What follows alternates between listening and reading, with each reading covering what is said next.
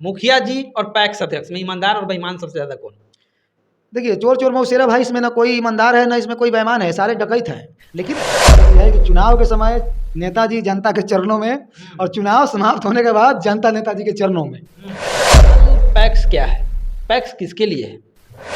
5 साल पैक्स को जो है ईमानदारी पूर्वक नहीं चलाया गया है और इसके बारे में केंद्र सरकार भी जानती है, बिहार सरकार भी जानती है, लेकिन कार्रवाई नहीं करती है। कृषि मंत्री भी हैं, सहकारिता मंत्री भी है, स्वयं केंद्र में बैठे हुए जो है अमित शाह जो है सहकारिता का विभाग रखे हुए हैं, फिर भी किसानों की हाल बेहाल है। किसान जो है देश का रीढ़ का हड्डी है और वही किसान यानी देश का रीढ़ का हड्डी आज कमजोर है। कौन है गुनहगार? सहकारिता विभाग खास करके बिहार में तो ये लूट का अड्डा बन चुका है और इससे जनता को कोई फायदा नहीं है। ओपन का पैसा मुखिया जी खाते हैं ना, नाला का पैसा मुखिया जी खाते हैं, शौचालय का पैसा मुखिया जी खाते हैं, पैक्स अध्यक्ष क्या खा जाता है? किसान का रीढ़ का हड्डी है पैक्स अध्यक्ष, जो किसी को पता ही नहीं है, किसाने को नहीं पता है। किसानों का फसल तैयार हो गया, कौन खरीदेगा? मुखिया जी बनिया कौन? पैक्स को खाद भी देना है, पैक्स को बीज भी देना है, पैक्स को जो है एग्रीकल्चर से संबंधित जो भी यंत्र है, मशीनें हैं, वो भी मुहैया कराना है। अगर आप नहीं जानते हैं कि पैक्स क्या है तो आपको जो है जान लेना चाहिए, ताकि अगर आप किसान हैं तो आपको यह जानना अधिकार है कि आपके लिए क्या क्या सुविधाएं पैक्स वाला देगा। आपका धान कौन खरीदेगा, आपका गेहूं कौन खरीदेगा? बनिया ना जी, वीडियो देखिए पूरा पता चलेगा।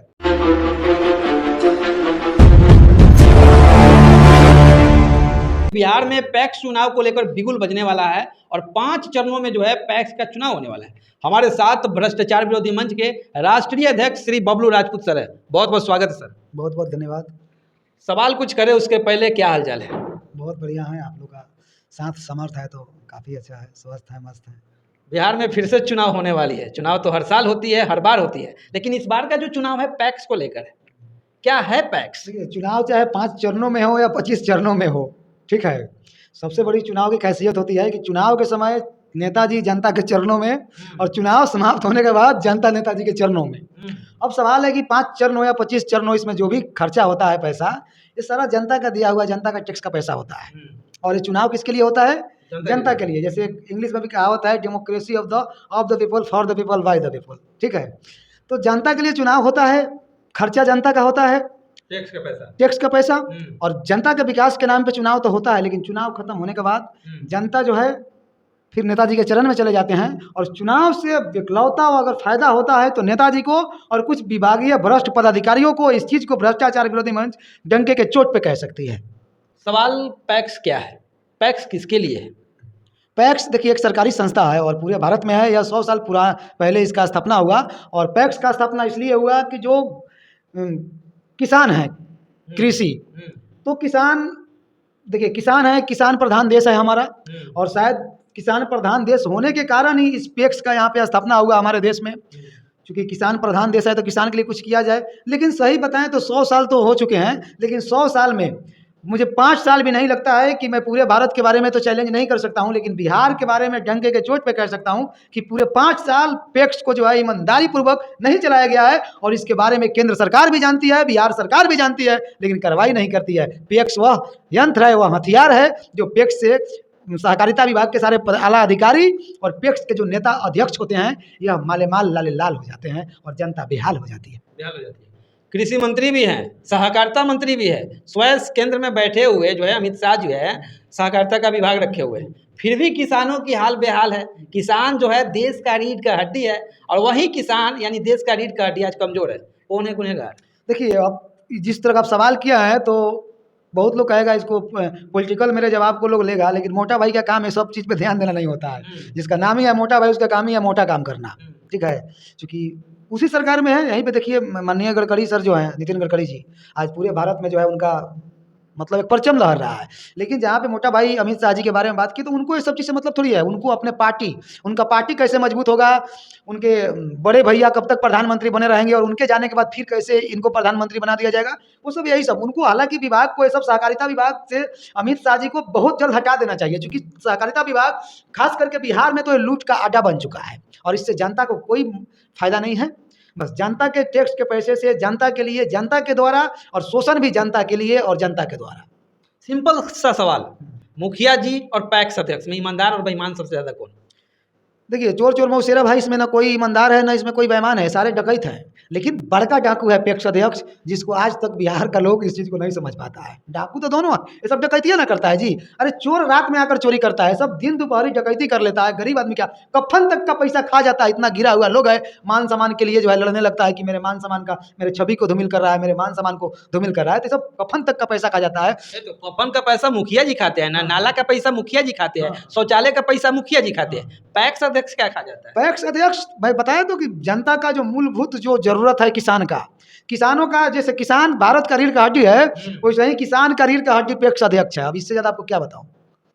किसान का रीढ़ का हड्डी है पैक्स अध्यक्ष, जो किसी को पता ही नहीं है, किसाने को नहीं पता है।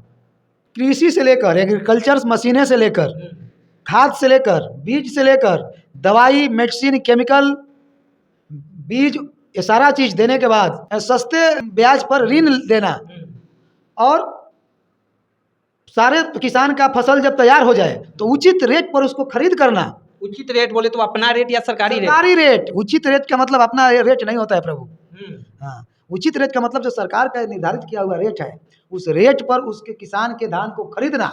अगर पैक्स अध्यक्ष, अगर किसानों का रीढ़ का हड्डी, अगर वाकई में किसानों का रीढ़ का हड्डी अगर बन जाए, तो फिर किसान जो है ना, जो आप सीजन बाई सीजन देखते हैं, जो आत्महत्याएं करते रहते हैं, फांसी से लटक जाते हैं, कुछ खाकर मर जाते हैं, सुसाइड कर लेते हैं, ये सब खत्म हो जाएगा। और किसान का भी देश दुनिया बदल जाएगा, दिन बदल जाएगा। लेकिन भाई जब किसान का दुनिया बदल जाएगा तो फिर आखिर किसान रहेगा कौन? यह सरकार का जो है ना दोहरी नीति है। ये केंद्र सरकार, बिहार सरकार और साथ साथ विपक्ष के लोग, इन सबकी दोहरी नीति है। ये चाहते हैं किसान को जो है ना हमेशा मरने के लिए, डूबने के लिए, सुसाइड करने के लिए मजबूर करते हैं। ये सरकार के लोग हैं, किसान को मजबूर करने वाले, कोई और नहीं है। क्योंकि जब किसान का समस्या ही खत्म हो जाएगा तो फिर सरकार चुनाव लड़ने के लिए सरकार के पास कोई विकल्प ही नहीं रहेगी। किसानों का फसल तैयार हो गया, कौन खरीदेगा? मुखिया जी, बनिया, कौन? देखिए, खरीदता तो यही दोनों लोग हैं, आप रियलिटी बता रहे हैं, लेकिन ये दोनों को नहीं खरीदना है। नहीं मुखिया जी को खरीदना है, नहीं बनिया को खरीदना है। फिर कौन खरीदेगा? कि उसको सही उचित मूल्य पर पैक्स को खरीदना है। हाँ, पैक्स को खाद भी देना है, पैक्स को बीज भी देना है, पैक्स को जो है एग्रीकल्चर से संबंधित जो भी यंत्र है, मशीनें हैं, वो भी मुहैया कराना है। ट्रैक्टर तक देना है, देना है। हाँ, यंत्र में सब आ गया, देना है।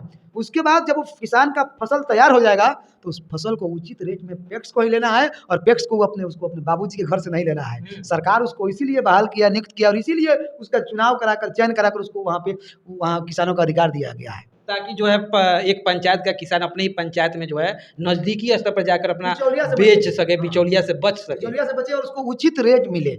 उसको जो सरकार का लाभ है, किसान को जो मिलना चाहिए, किसान का जो मेहनताना है, किसान का जो पसीना है, उस पसीना का भरपाई उसको हो सके। खबर है कि जो है पैक्स सदस्य को तनख्वाह नहीं मिलती है, भत्ता नहीं मिलती है, फिर भी इतना लाखों लाख रुपया बहाते हैं चुनाव में, और फिर जो है माला माल हो जाते हैं। ये सारा पैसा कहाँ से आता है? शुरू में बता तो दिया कि ये लोग डकैत हैं।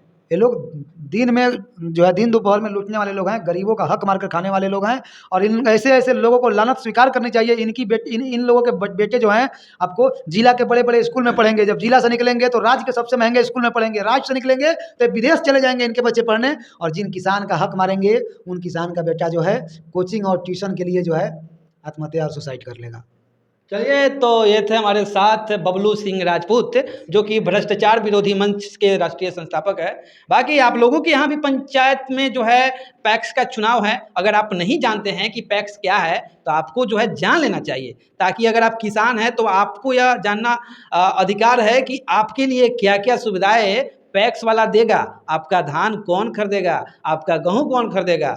बनिया ना जी, वीडियो देखिए, पूरा पता चलेगा। जय हिंद।